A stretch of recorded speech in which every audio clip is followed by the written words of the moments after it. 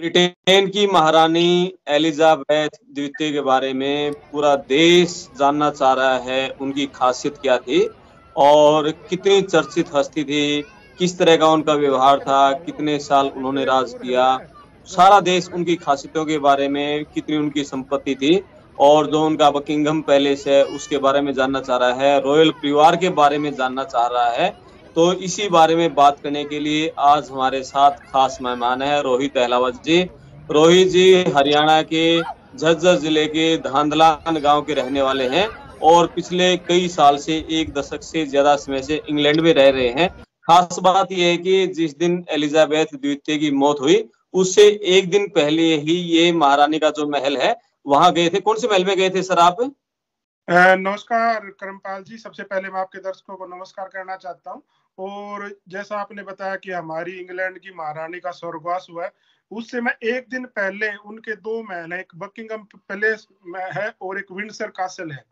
तो परिवार सहित हम उन दोनों महलों में गए थे। बहुत एक अलग हटकर जानकारियां जो आपने अभी तक किसी अखबार में नहीं पढ़ी होंगी और किसी टीवी चैनल पर या सोशल मीडिया पर आपने नहीं देखी होंगी, वो जानकारियां आज हम रोहित जी से जानना चाहेंगे। कुछ वीडियोज रोहित जी के पास हैं जो इन्होंने वहां विंडसर पैलेस की बनाई है, वो भी हम आपको दिखाएंगे। तो रोहित जी थोड़ा सा आप बताएं महारानी जी का व्यक्तित्व और किस तरह का उनका इंग्लैंड में रुतबा है, क्योंकि वो एक शाही जो परंपरा है शाही परिवारों की खत्म हो चुकी है लगभग पूरी विश्व में, लेकिन ब्रिटेन में वो रुतबा उनका अब तक कायम है। थोड़ा आप बताएं उनके बारे में।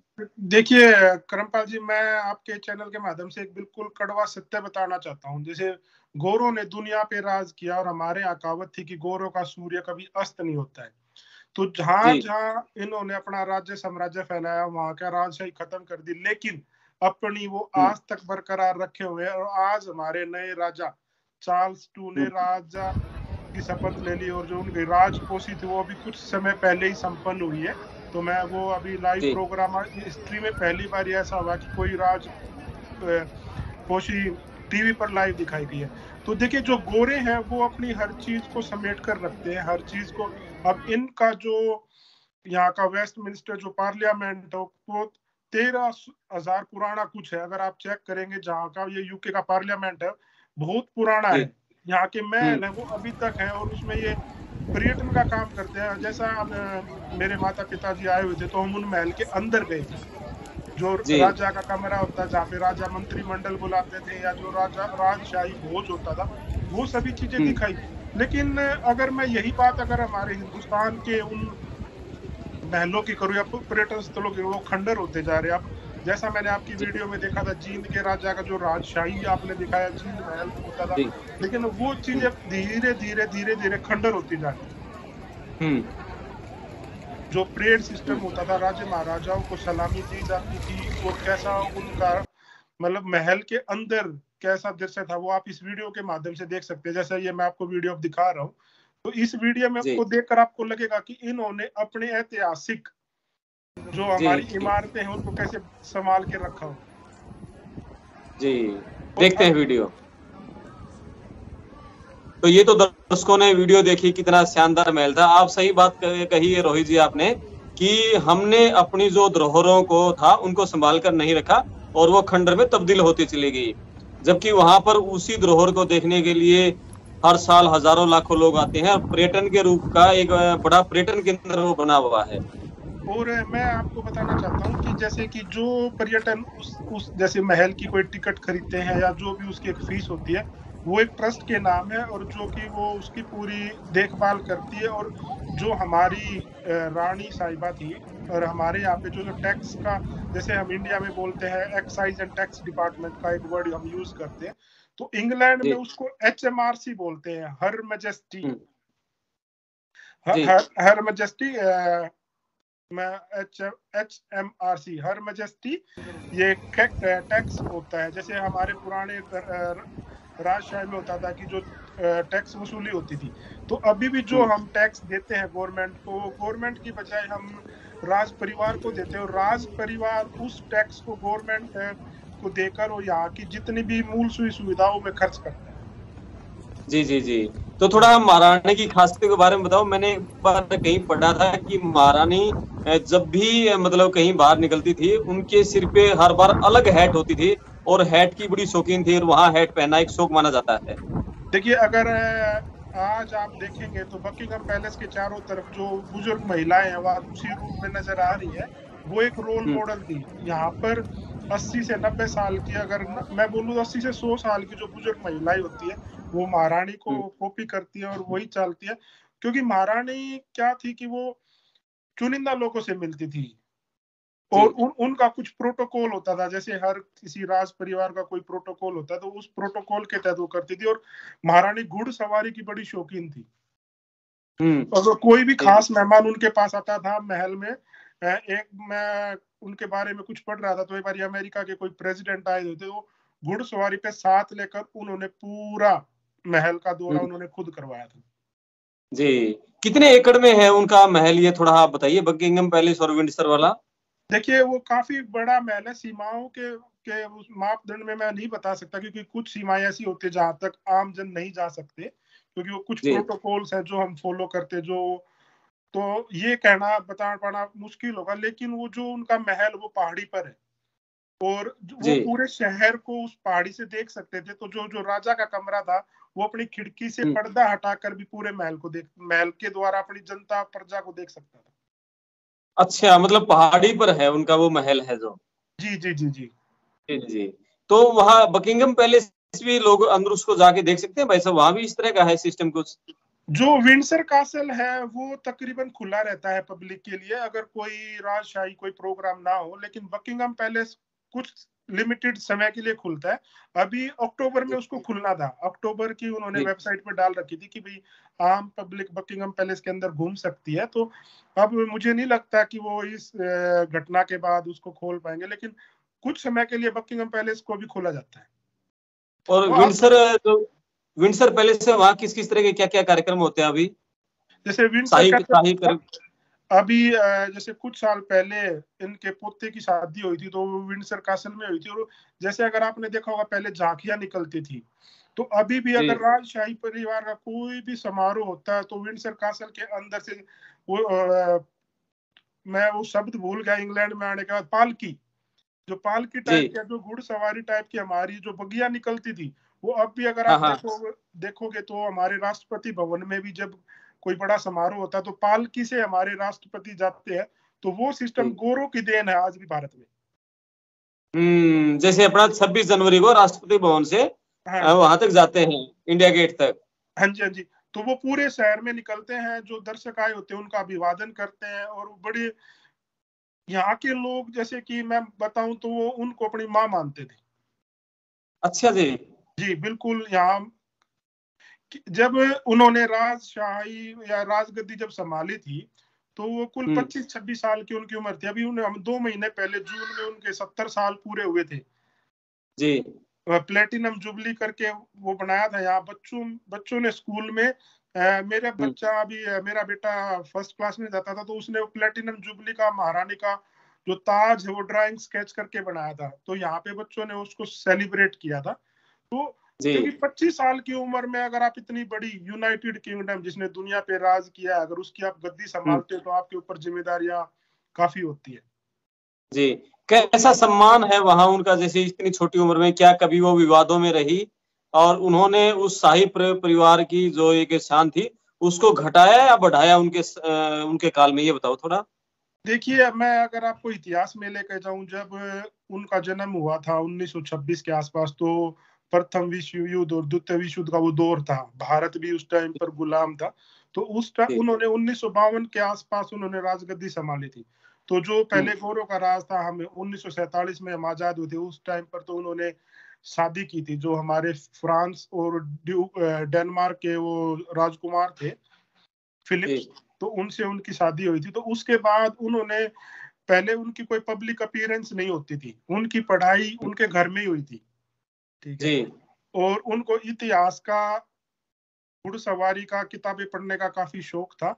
और लेकिन वो हम्म हमेशा पॉलिटिकली एक्टिव थी। अगर मैं राजघराने की बात करूं, तो वो अपने पिताजी के साथ सात मन साझा करती थी।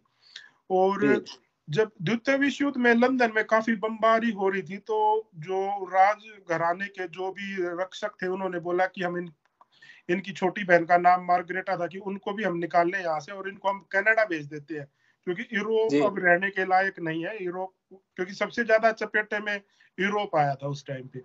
तो जो एलिजाबेथ की, हमारी महारानी की माँ थी, तो वो बोलती है कि बच्चे मेरे बगैर नहीं जाएंगे और मैं राजा के बगैर नहीं जाऊंगी और राजा युद्ध छोड़कर नहीं जाएगा।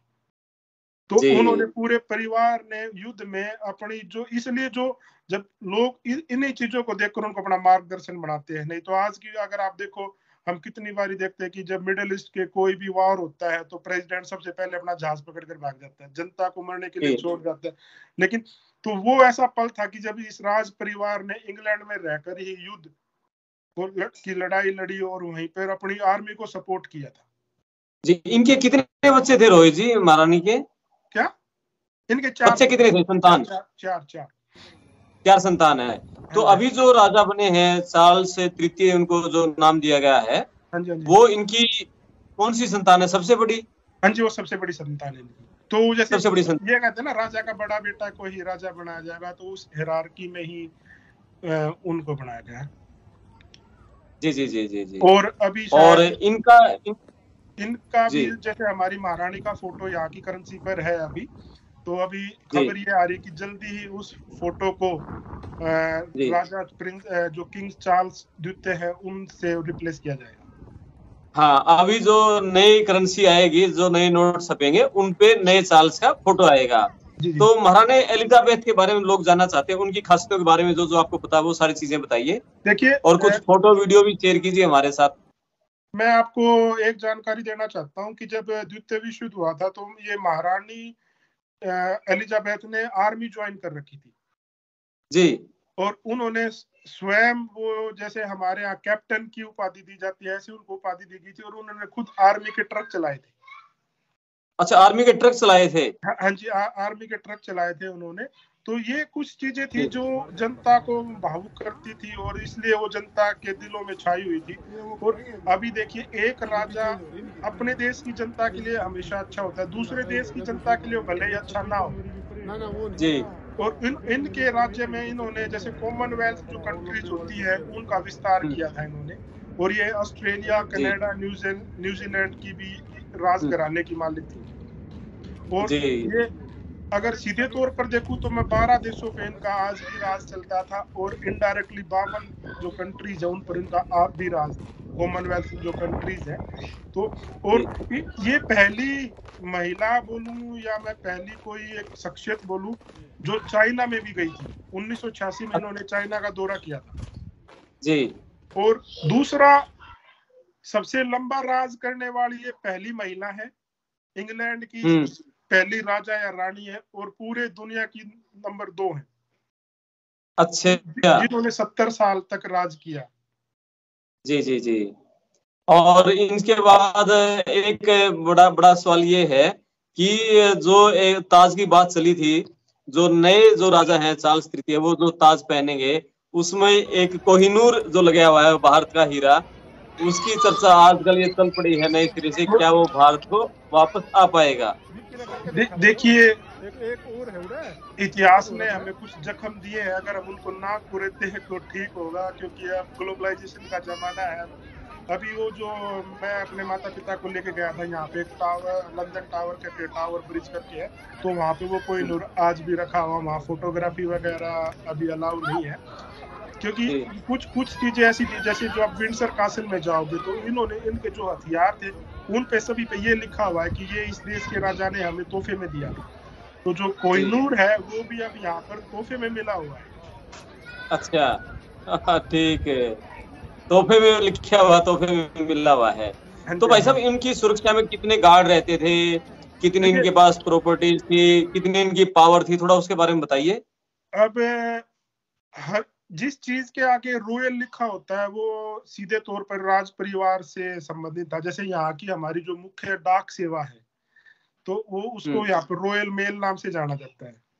तो उसका जो उसकी फंडिंग आती थी या जो भी उससे कलेक्शन होता था वो राजशाही परिवार के पास जाता था और जिस जिस शहर के नाम के आगे रॉयल लिखा हुआ है वो सभी राज घराने के मशहूर शहर होते थे। जैसे रॉयल टनब्रिज वेल्स एक शहर है, आप लोग उस रॉयल टनब्रिज वेल्स के में एक ऐतिहासिक पल हुआ था, लेकिन उस शहर का नाम आप लोग नहीं जानते। जो हमारे कपिल देव ने 1983 वर्ल्ड कप में 177 रन की पारी खेली थी, वो रॉयल टनब्रिज वेल्स टाउन के एक नेवी के ग्राउंड में खेली थी जी।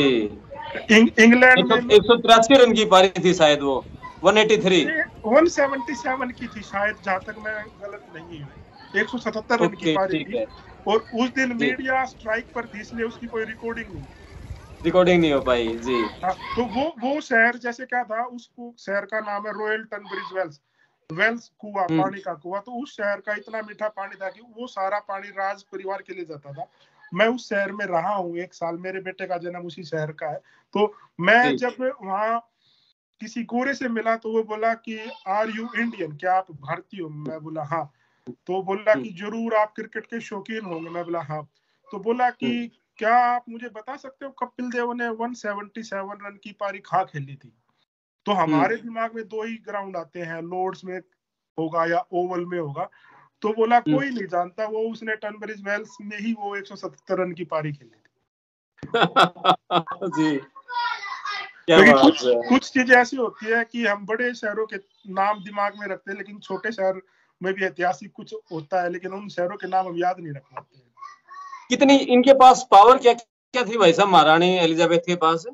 अभी इनके पास पावर, एक तो ये कॉमनवेल्थ कंट्रीज के हेड है, जो भी कॉमनवेल्थ कंट्रीज की जो ट्रीटी होती है वो अभी हमारे प्रिंस चार्ल्स को इन्होंने पीछे दे दी थी। वो बोल रहे थे कि भाई उम्र ज्यादा होने के कारण वो थोड़ा राजशाही जो कामकाज था वो देख नहीं पा रही थी। इनके पास जैसे जो भी यहाँ पे यूके के हमारे जैसे बोलते ना, हिंदू में बोलते शक्ति पीठ है, जैसे हमारे 4 पीठ है, मुझे पूरा नहीं पता। तो आज जैसे जो शपथ दिलाई गई है वो Scotland of church of Scotland, ठीक है, चर्च ऑफ वेल्स। तो ये जो इनके मेन चर्च होते थे, तो उन सब ने मिलकर जैसे आज इनको राज पोषित की है, ठीक है। तो अभी जो भी हमारा प्रधानमंत्री बनता है या जो भी कोई बड़े फैसले होते हैं, वो इनकी मोहर लगने पर ही पूरे होते हैं। अच्छा, जैसे वो इनको मरने से एक दिन पहले ही प्रधानमंत्री लिज ट्रस को शपथ दिलाई थी इन्होंने।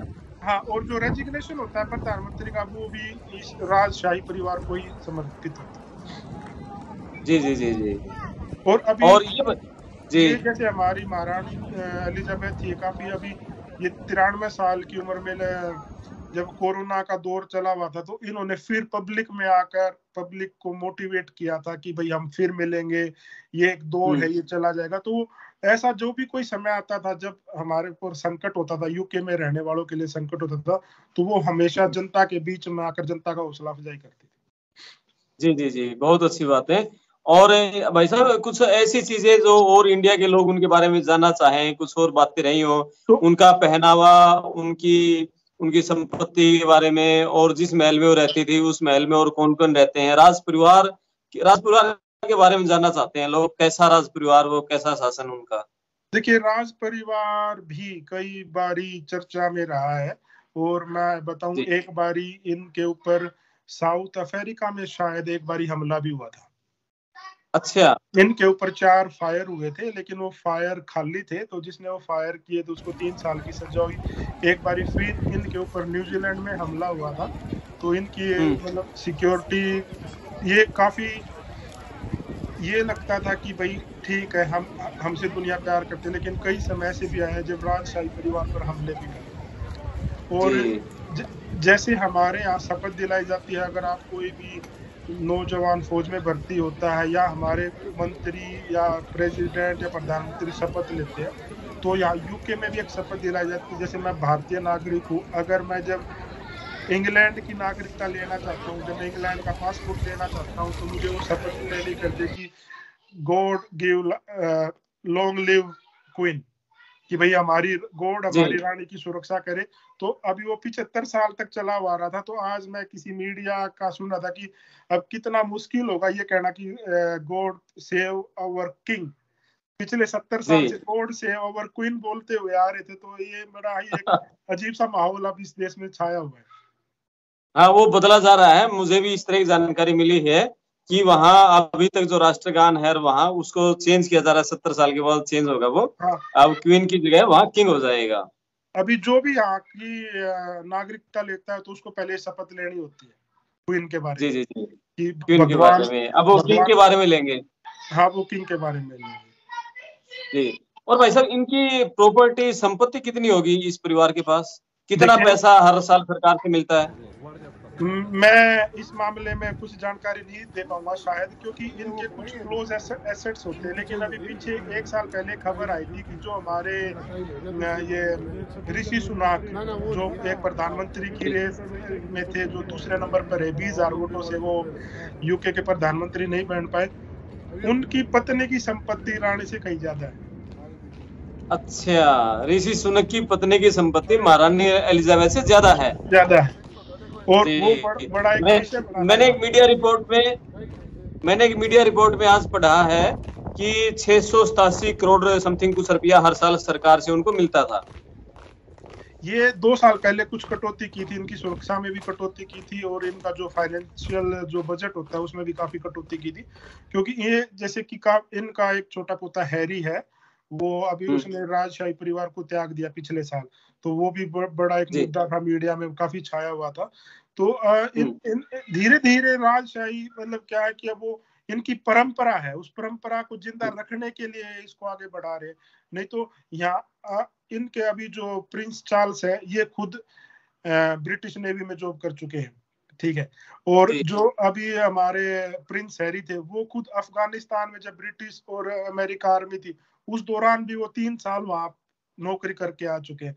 तो ऐसा नहीं है कि राजशाही परिवार कुछ काम नहीं करता, सिर्फ सरकार उनको पैसा देती है।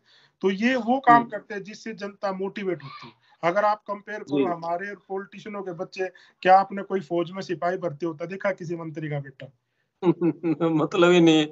इंडिया में तो सोच भी नहीं सकता किसी विधायक और सांसद का बेटा कोई फौज में चला जाए। तो वो जो राजकुमार था, वो 3 साल अफगानिस्तान में एक आम पब्लिक या एक आम सैनिक के नाते 3 साल की वो वहां पर अपनी पूरी सेवाएं दे के आए देश के लिए। जी, बहुत बड़ी बात है और बहुत अच्छी बातचीत रही। कुछ और कहना चाहेंगे आखिर में आप? नहीं, मैं यही कहना चाहूंगा, देखो कि हम दूसरे देश में आए, हमें क्या सीखने को मिला, और ये हम भारत, तो सबसे पहला कि जो अपने धरोहर है, आप अगर हमारे गांव में देखते थे, पुरानी हेलिया होती थी या जो भी कुछ होता था, हम उनको हमें संरक्षित करके रखना चाहिए। फ्लैट तो आप कभी भी बना सकते हो, लेकिन वैसे धरोहर जिंदगी में दोबारा देखने को नहीं मिलेंगे। नहीं मिलेंगी। बहुत अच्छी बातचीत रही रोहित जी, आपका बहुत बहुत धन्यवाद। और आपने जो कुछ वीडियो दी हैं, फोटोज दी हैं, वो भी हम दर्शकों को दिखाते हैं विंडसर कासन की। और बहुत नमस्ते। कोई भी इंग्लैंड का नया मुद्दा रहेगा, हम उसके बारे में आपसे जुड़ेंगे, लगातार बातें करते रहेंगे। पड़ताल टीवी पर आपका बहुत बहुत धन्यवाद। बहुत बहुत धन्यवाद करमपाल भाई साहब, जो आपने इतना महत्वपूर्ण समय दिया। और मुझे आपसे बात करके पता नहीं क्यों मुझे हरियाणा में आने का दिल कर जाता है। तो जल्दी आपसे हरियाणा में मुलाकात होगी। बहुत बहुत धन्यवाद भाई ठीक है भाई साहब, थैंक यू, नमस्कार। साहब। नमस्कार जी।